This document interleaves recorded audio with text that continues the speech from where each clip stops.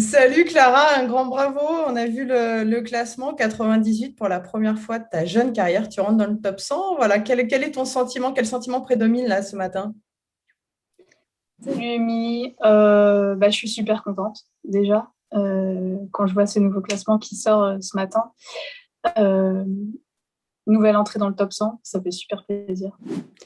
J'ai regardé un petit peu ton parcours. Il y a 2 ans, en 2019, tu finissais l'année 871e mondiale.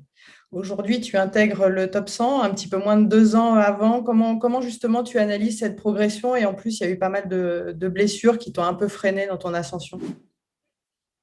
Je pense que j'ai une bonne ascension depuis 2 ans maintenant. J'ai eu une année où j'ai pas pu vraiment jouer à cause d'une blessure au poignet qui a nécessité une opération. Après, il y a eu l'année suivante où c'était le Covid, donc ça n'a pas pu jouer énormément non plus. Mais depuis cette année, j'arrive à être assez constante, donc je suis plutôt contente de ça. Là, quels sont les objectifs là, sur les prochaines semaines? C'est de continuer ton ascension, puis après, à terme, d'avoir un classement avec un seul chiffre plus tard? J'espère bien. C'est un des objectifs. Après, c'est à plus long terme. Je viens juste de rentrer dans le top 100. Donc, pour l'instant, à court terme, c'est faire une bonne tournée aux États-Unis. Je vais pouvoir jouer mon premier US Open dans le tableau. Donc, j'ai hâte. Et ça va vraiment être les objectifs à court terme. Justement, est-ce que ça, c'est une forme de, je ne sais pas si c'est le terme, mais de libération, de te dire, tiens, ça y est, maintenant, je rentre dans les tableaux de Grand Chelem, pas besoin de faire de qualif, pas besoin de demander de wildcard. Là, on rentre quelque part dans une autre sphère, une autre étape.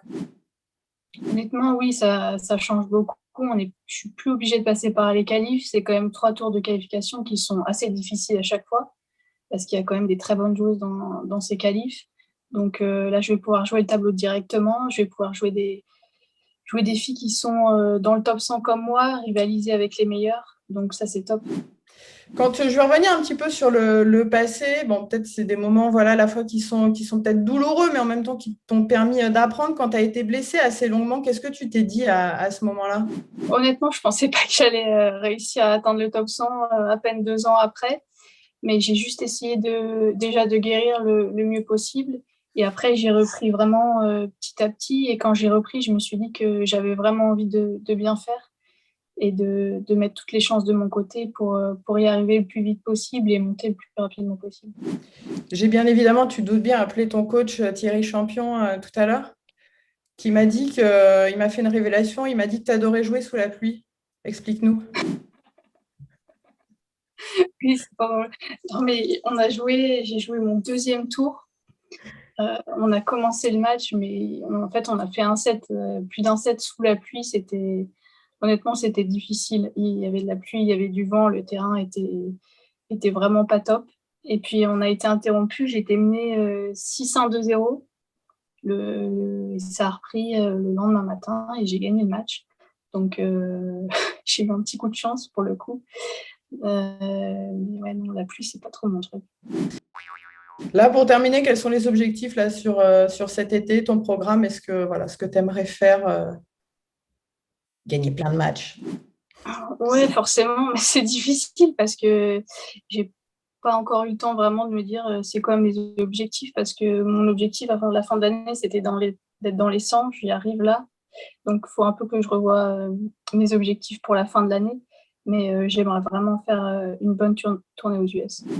L'avantage, c'est que le top 100, ça va de 100, bien évidemment. Il ne faut pas avoir fait maths sup, ça va de 100 à 1. Donc, tu peux continuer effectivement, même après passer dans le top 50, top 20. Et puis, Exactement, il y a encore du chemin.